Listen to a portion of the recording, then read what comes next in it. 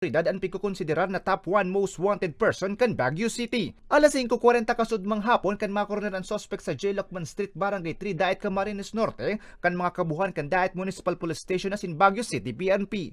Pigbisto ang suspect na sarong 34 anyos na lalaki, may aguma si nakaistar na sa barangay Maagang sa Daet. Nagtuturo nin sumba ang suspect kan nakupon kan otoridad.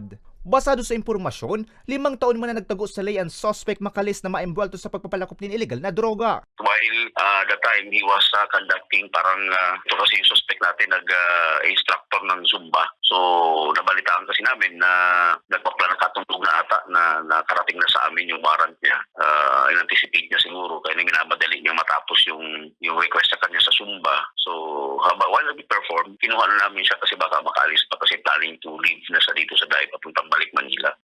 Nasa kustudiya pa kan Daet MP as ang suspect mantang pigpreparar ang mga dokumentong pinakaipuan nga ni maibaluin ni sa Baguio City Police Office. Si suspetsado natin, kasi sa ating hawak na record, may violation siya ng Section 6, 11, and 12 ng Republic Act 9165, yung sa drugs po ito. At inilabas ito sa presiding judge ng RTC ng Baguio City sa Benguet, lalo nung nakaraang 2020.